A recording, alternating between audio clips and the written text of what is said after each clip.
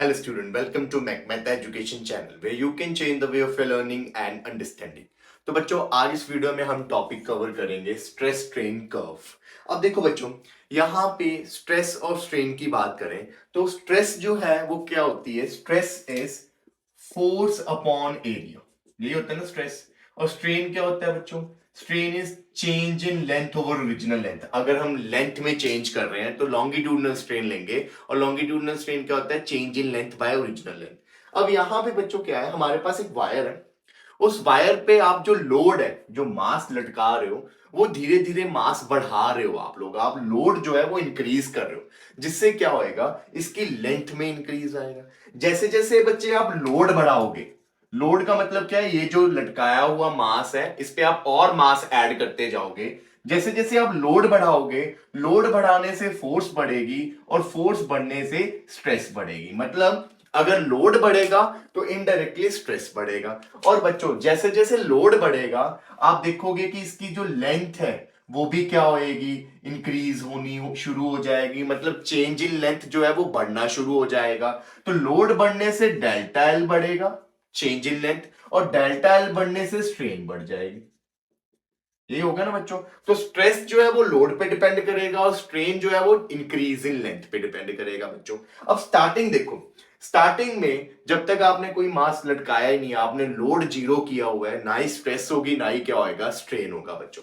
अब आपने क्या किया, धीरे धीरे लोड बढ़ाना शुरू कर दिया, जिससे क्या होएगा, जैसे जैसे लोड बढ़ेगा उससे लेंथ भी बढ़नी शुरू हो जाएगी। मतलब क्या हुआ, जैसे जैसे लोड बढ़ेगा उससे स्ट्रेस बढ़ेगा, और स्ट्रेस बढ़ने से डेल्टा एल बढ़ेगा, और डेल्टा एल बढ़ने से स्ट्रेन बढ़ जाएगा। मतलब स्ट्रेस बढ़ने से स्ट्रेन बढ़ेगी। सिंपल सी ये बात हो गई, लॉजिकली बात इसको माइंड में बिठा लो कि लोड बढ़ाने से स्ट्रेस बढ़ेगी और स्ट्रेस बढ़ने से स्ट्रेन तो बढ़ेगी बढ़ेगी। ठीक है, तो अब देखो स्टार्ट करते हैं। हमने स्टार्टिंग में लोड बढ़ाना शुरू किया, तो जैसे जैसे स्ट्रेस बढ़ रहा था, लोड बढ़ने से स्ट्रेस बढ़ा, वैसे वैसे स्ट्रेन बढ़ रहा है। तो ग्राफ कुछ ऐसा गया, पहले ओ से लेके ए तक बच्चों, बिल्कुल स्ट्रेट लाइन।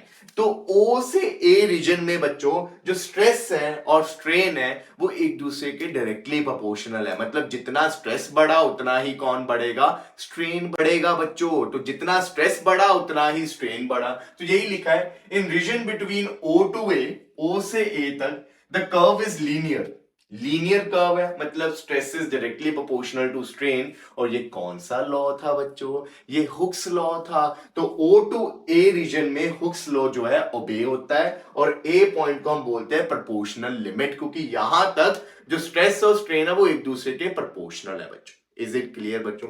अब ओ से ए तक बच्चों, अगर आप लोड कम करोगे, लोड कम करने से स्ट्रेस कम होगी, और लोड कम करने से लेंथ भी जो है, जो लेंथ में इंक्रीज आ रहा था वो भी कम हो जाएगा ना। लोड बढ़ाया था तो इंक्रीज इन लेंथ ज्यादा हो गई, लोड कम करोगे तो इंक्रीज इन लेंथ भी कम हो जाएगी।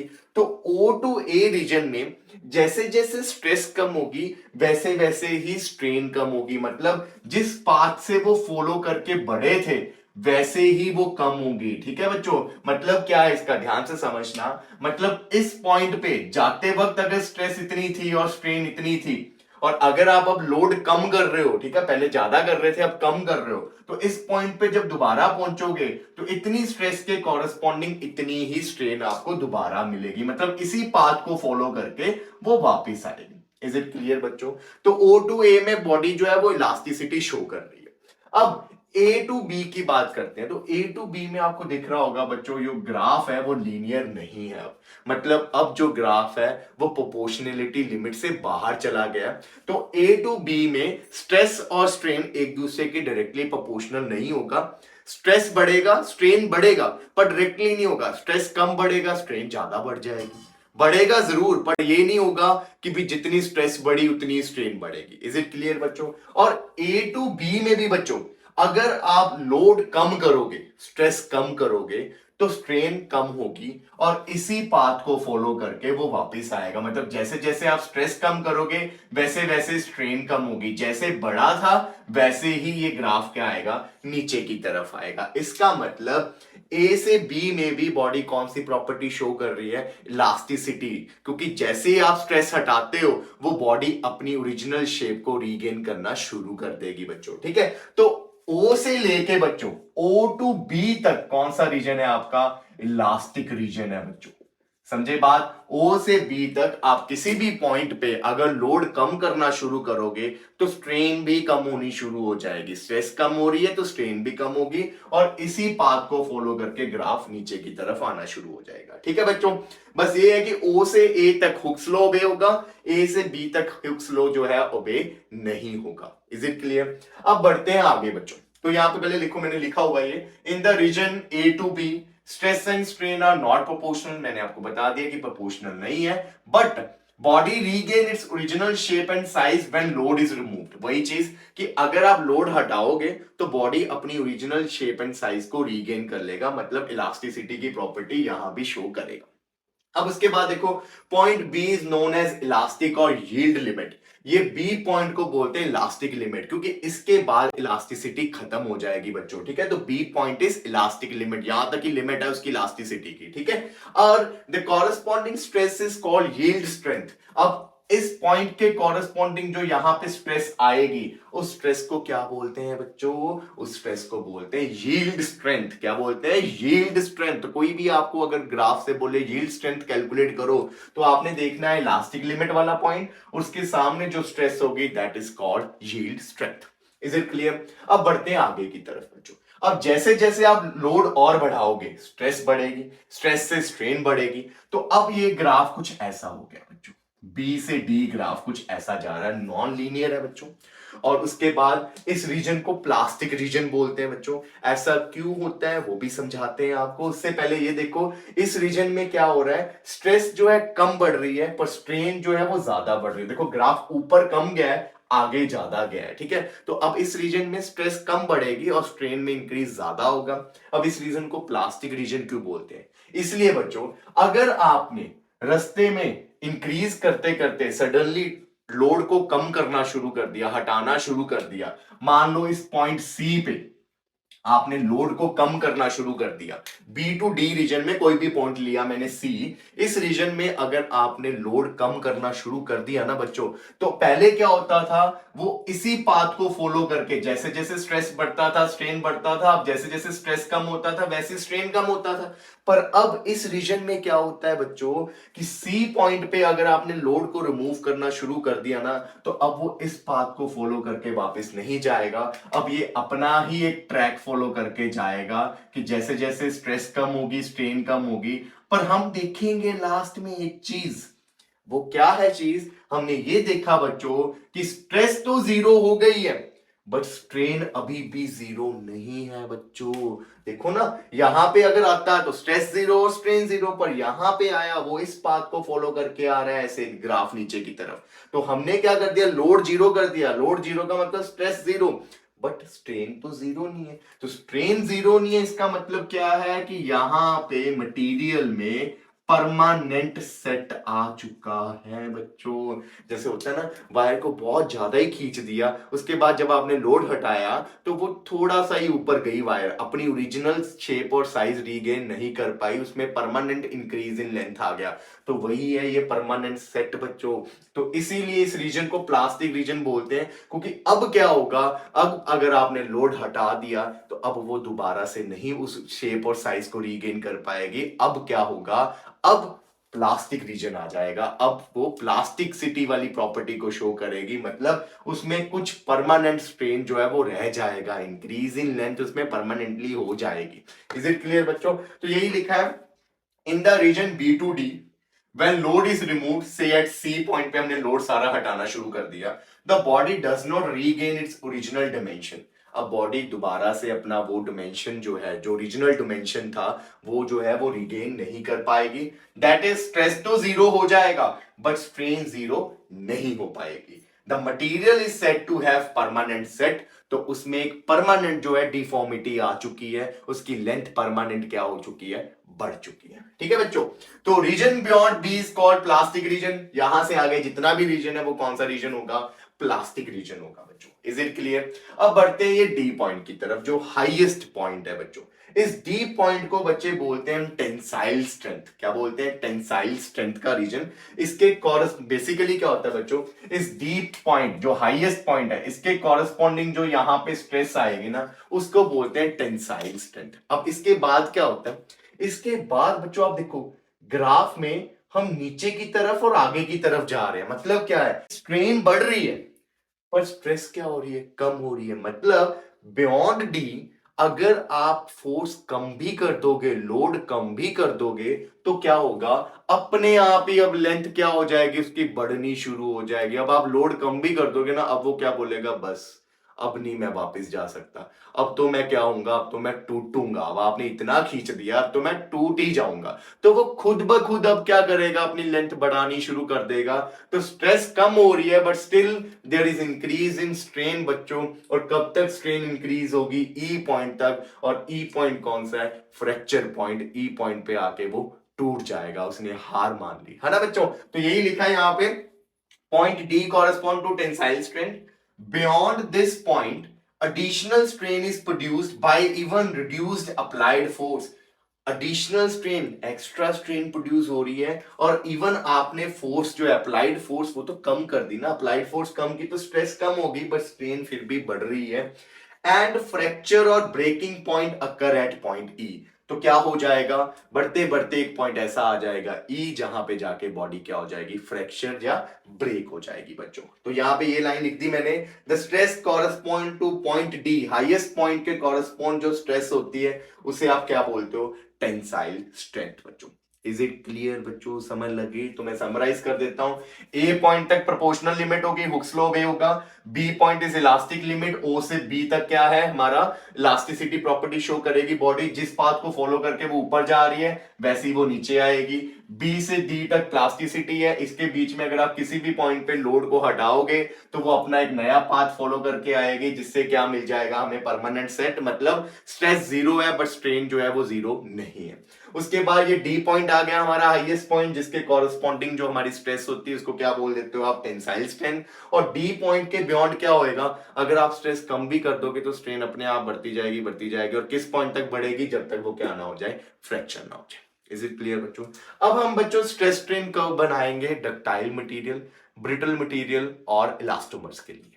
सुनो बच्चे, सबसे पहले है stress strain curve for ductile material. अब डक्टाइल मटेरियल कौन से होते हैं बच्चों? जिन मटेरियल से वायर बनाई जाती है ना। तो डक्टाइल मटेरियल क्या होती है बच्चों? उन मटेरियल को खींचा जाता है ना, तभी तो वायर्स बनती हैं उनसे। तो जिन मटेरियल्स को खींचा जाएगा, बहुत ज्यादा खींचा जाएगा और हम चाहते हैं कि वो टूटे ना, तो ऐसे मटेरियल्स का कौन सा रीजन ज्यादा होना चाहिए? प्लास्टिक रीजन ना बच्चों। डक्टाइल मटेरियल का प्लास्टिक रीजन बहुत ज्यादा होना चाहिए। मतलब बहुत ज्यादा स्ट्रेस के कॉरेस्पॉन्डिंग भी वो टूटे ना, उनकी लार्ज स्ट्रेन हो, है ना, वो खिंचती जाए। तो डक्टाइल मटेरियल कौन से होते हैं? Which have large plastic region बच्चों। यूज टू ड्रॉन वायर्स, ये तो आपको पता ही है। एग्जांपल में कॉपर, सिल्वर, आयरन, एल्यूमिनियम, इन सभी की वायर्स होती हैं। तो अब ग्राफ को देखो, ग्राफ में इलास्टिक लिमिट और ब्रेकिंग पॉइंट के बीच में काफी गैप है। तो इनका जो ये प्लास्टिक रीजन है ये ज्यादा होता है बच्चों। आपको ना कई बार ऐसे कंपैरिजन में आता है कि बताओ इनमें से किस कौन सा टेक्टाइल मटेरियल है। तो जिसका प्लास्टिक रीजन ज्यादा होगा, प्लास्टिक रीजन कैसे पता चलेगा? इलास्टिक लिमिट और ब्रेकिंग पॉइंट के बीच का सारा रीजन तो प्लास्टिक ही है ना। तो प्लास्टिक रीजन जिसका ज्यादा, वो कौन सा मटेरियल होगा? डक्टाइल मटेरियल बच्चों। अब बात करते हैं ब्रिटल मटेरियल। ब्रिटल मटेरियल होते हैं जो जल्दी टूट जाते हैं, जैसे कांच, है ना। कांच को फेंका वो टूट जाता है। जो जल्दी ब्रेक हो जाते हैं बच्चों वो ब्रिटल मटेरियल्स होते हैं। मतलब क्या है? ब्रिटल मटेरियल्स का जो प्लास्टिक रीजन है वो बहुत कम होता है, वो ऐसे ही टूट जाते हैं। तो उनका जो इलास्टिक लिमिट और ब्रेकिंग पॉइंट है, ये इनके बीच का गैप बहुत कम होगा। मतलब वो खींचते नहीं, वो क्या हो जाएंगे? टूट जाएंगे। ठीक है, तो यही लिखा है, small range of plastic region, breaking point lies closer to elastic limit. ठीक है, ब्रेकिंग पॉइंट और इलास्टिक लिमिट पास में ही होगा। For example glass, ceramic etcetera. यहाँ पे आप ग्राफ को देखो तो इलास्टिक लिमिट और ब्रेकिंग पॉइंट में देखो कितना कम गैप है, इसका प्लास्टिक रीजन कम है, इसीलिए ये ब्रिटल है। और ये कौन सा है हमारा? डक्टाइल, क्योंकि इसका प्लास्टिक रीजन क्या है? ज्यादा। Is it clear? अब लास्ट है बच्चों इलास्टोमर्स। अब इलास्टोमर्स क्या होते हैं बच्चों? इलास्टोमर्स एक ऐसे मटेरियल है बच्चों जो बहुत ज्यादा स्ट्रेस या स्ट्रेन के कॉरेस्पॉन्डिंग भी इलास्टिक बिहेवियर को शो करते हैं बच्चों। फॉर एग्जाम्पल रबड़। अब रबड़ को जितना मर्जी खींच लो, मतलब काफी लेंथ तक उसको खींचा जा सकता है और उसके बाद अगर आप छोड़ोगे तो वो वापस आ जाती है। तो मतलब इलास्टोमर्स वो मटेरियल है बच्चों which can be elastically stretch to large value of strain, जिनको आप बहुत ज्यादा खींच सकते हो और फिर भी जब आप उसको छोड़ दोगे फिर भी वो कैसा बिहेवियर शो करेगा, इलास्टिक बिहेवियर बच्चों। तो वही लिखा है which can elastically stretch to the large value of strain. ठीक है, ज्यादा वैल्यू ऑफ स्ट्रेन के कॉरेस्पॉन्डिंग भी वो कैसा बिहेवियर शो करते हैं, इलास्टिसिटी वाला बिहेवियर। ठीक है, तो इन केसेस में इलास्टिक रीजन बहुत ज्यादा होता है। ठीक है, ये मटेरियल का इलास्टिक रीजन काफी ज्यादा होता है, ये वाला जो इलास्टिक लिमिट वाला पॉइंट होता है ना, ये काफी ज्यादा होता है इनका। ठीक है, but material does not obey Hooke's law, ये याद रखना, ओबे नहीं करते हुक्स लॉ। मतलब प्रोपोर्शनल लिमिट जो ओ से ए वाला होता है, स्टार्टिंग ओ से ए वाला प्रोपोर्शनल लिमिट होता है ना, ये क्या होगा इस केस में बहुत कम, क्योंकि हुक्स लॉ ये ओबे करते ही नहीं है, मतलब इतना कम कि ना के बराबर। बट ओ से बी वाला रीजन बहुत ज्यादा होगा, इलास्टिक रीजन बहुत ही क्या होगा ज्यादा। एग्जांपल में रबड़। टिश्यू ऑफ ऑर्टा, क्या होता है tissue of aorta? Large blood vessels जो हार्ट से ब्लड कैरी करती है बच्चों। ठीक है, तो अब इनका ग्राफ कुछ इस तरह होगा स्ट्रेस स्ट्रेन का। इसका ब्रेकिंग ब्रूकिंग पॉइंट तो आता ही नहीं है, ये सारा कौन सा रीजन शो कर रहे हैं? Elastic region. ठीक है बच्चों, तो ये ऐसे मटेरियल है जो बहुत ज्यादा स्ट्रेन के कॉरेस्पॉन्डिंग भी कौन सा बिहेवियर शो करेंगे बच्चों? इलास्टिसिटी वाला बिहेवियर शो करेंगे। इज इट क्लियर बच्चों? तो अब मैं आपको करवाता हूं इसकी बहुत ही इंपॉर्टेंट प्रॉब्लम, एनसीईआरटी प्रॉब्लम है, बहुत बार आपको एग्जाम में पूछी जाती है। उस प्रॉब्लम के साथ हम करेंगे इस वीडियो की समाप्ति। तो बच्चे look at this problem.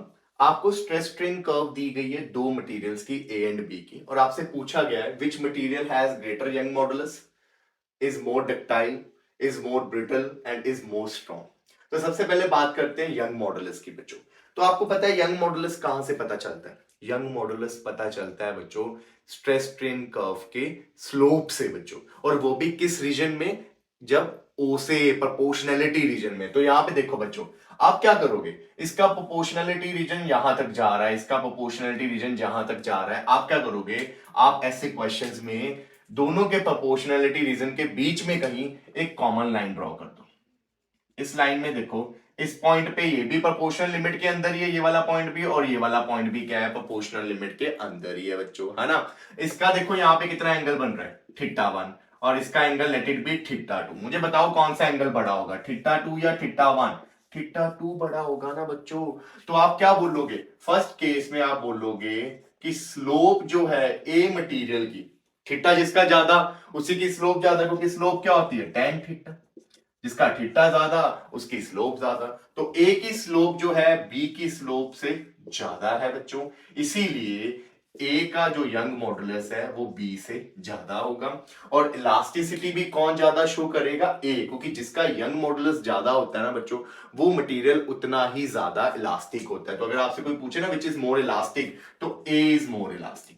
Is it clear बच्चों? ठीक है, तो ये ध्यान रखना, कभी भी आपसे पूछा गया आपने क्या करना है, दोनों के कॉमन एक लाइन बनाओ, जो लाइन जो है इन दोनों के प्रोपोर्शनली लिमिट को क्रॉस करते जाए, और उस पॉइंट पे चेक कर लो कि किसकी स्लोप ज्यादा है। ठीक है, अब उसके बाद देखो नेक्स्ट आता है बच्चों इज मोर डक्टाइल। तो डक्टाइल के लिए आपको क्या बोला गया था? डक्टाइल के लिए आपको बोला गया था जिसका प्लास्टिक रीजन ज्यादा होगा वो डक्टाइल होगा। तो ग्राफ को केयरफुली देखो, ये यहां ब्रेक हो गई, ये यहां ब्रेक हो रही है, तो प्लास्टिक रीजन किसका ज्यादा है बच्चों? ए का प्लास्टिक रीजन ज्यादा है ना। तो plastic region of A is more than B, तो डक्टाइल कौन हुआ बच्चों? तो ए इज डक्टाइल। ठीक है, तो सी क्वेश्चन। अब ब्रिटल क्या है? ब्रिटल में क्या होता है? ब्रिटल में प्लास्टिक रीजन कम होना चाहिए, तो कौन ब्रिटल होगा? जो बी है वो ब्रिटल होगा बच्चों ज्यादा, क्योंकि उसका प्लास्टिक रीजन कम है। अब फोर्थ है बच्चों स्ट्रॉन्ग। कौन सा मटेरियल स्ट्रॉन्ग होगा? ध्यान से सुनो, स्ट्रॉन्ग, स्ट्रॉन्ग का ब्रेकिंग पॉइंट से काम होगा, प्लास्टिक रीजन से कोई काम नहीं होगा। अब स्ट्रॉन्ग के लिए आपने क्या करना है, ये यहां ब्रेक हो रहा है, ये यहां ब्रेक हो रहा है, आपने स्ट्रॉन्ग के लिए ब्रेकिंग पॉइंट के कॉरेस्पॉन्डिंग स्ट्रेस देखनी है। तो किस मटेरियल को ब्रेक करने के लिए ज्यादा स्ट्रेस लगी? ए मटेरियल को। स्ट्रेस किस पे डिपेंड करती है? स्ट्रेस डिपेंड करती है फोर्स अपॉन एरिया फोर्स पे। तो स्ट्रेस ज्यादा का मतलब उस पर इतनी ही ज्यादा फोर्स लगी है, तो ए मटेरियल को ब्रेक करने के लिए फोर्स ज्यादा लगी है क्योंकि उसकी स्ट्रेस ज्यादा है, इसलिए वो स्ट्रांग होगा बच्चों। तो हम क्या लिखेंगे, स्ट्रेस कॉरस्पॉन्डिंग टू ब्रेकिंग या fracture point is more in case of A, so material A is more strong. Is it clear बच्चों?